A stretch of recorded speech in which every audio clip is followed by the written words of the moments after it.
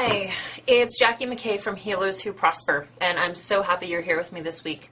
So what I've been finding is this week my clients have come to me feeling as though they are losing clients or losing prospects, and that they go to networking events or they have these sales calls with people to make appointments with them, just to do some exploratory sessions and find out more about how they work. And they're finding that the clients are they're falling through the cracks, so to speak, is how one of my clients put it. So that's what inspired me to write this article this week. Now, if you're feeling as though you're losing clients or they're just not signing on with you, or even signing up to do an exploratory session, or they're signing up with you and then they cancel for whatever reason, then this tip of the week is for you.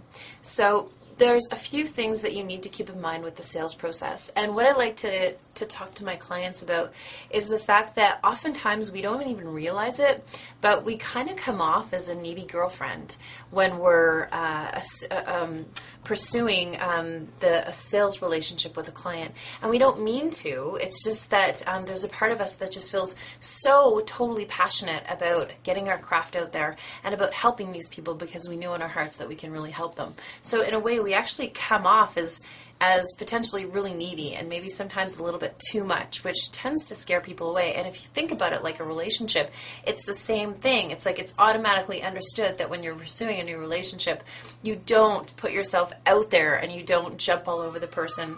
So I'm going to give you 7 quick tips right now. The first tip is you need to build an authentic connection with your person in front of you. They're a human being. Think of them first as a person who's in front of you, just as that. No agenda, just who are you?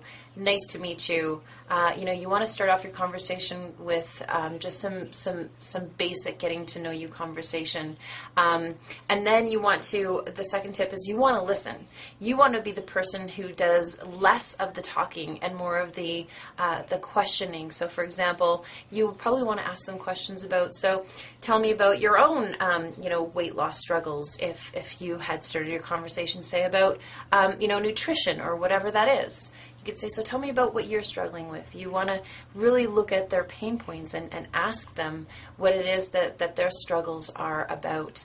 And again, that's why it's so important to build that authentic connection first, because you want to create a connection before you go into conversing to somebody about what their sacred pain points are.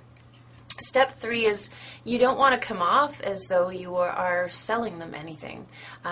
Think about your own trusted advisors in your life. They're never trying to sell you anything. They're just trying to help you with giving you some information, giving you wise words of wisdom. And they probably do a lot more listening than they do talking. So, again, just make sure that you come off as more of a trusted advisor or somebody that is they can ask questions to, and you want to be able to answer them. The 4th tip is about your energy. So just like I'm speaking to you right now, you're probably feeling a sort of energy about me. And your clients, no matter what you're bringing to the table, are going to be feeling your energy. So if you're coming off like, my practice is very busy, if you're really feeling the need to be booked out and you're not, if you're worried about finances, if you're just going to an event to get the sale, the person in front of you is going to feel that, all right? So before you go out to your event, you want to prepare yourself internally. And again, prepare yourself by being unattached to what's going to happen.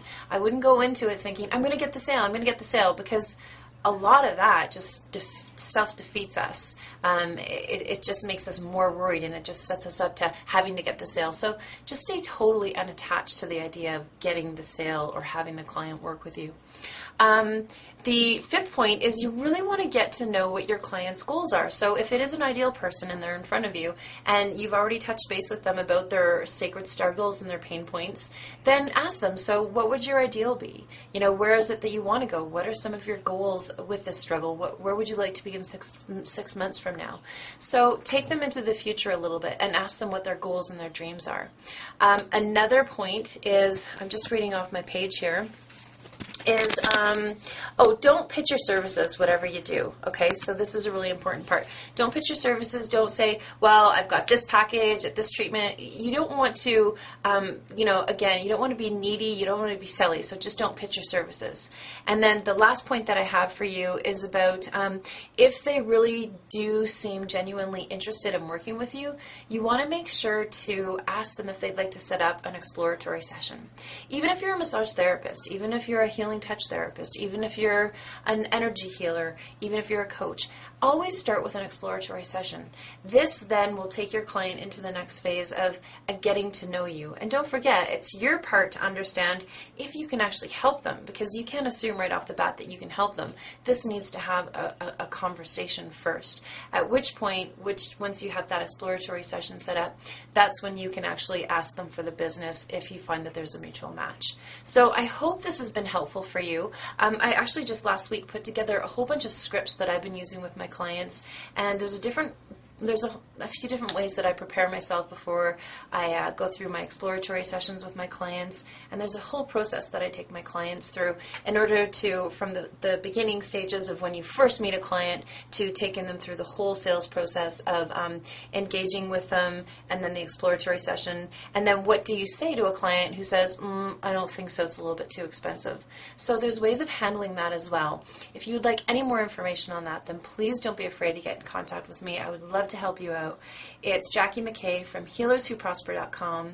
Now go and heal your peeps. Have a great week.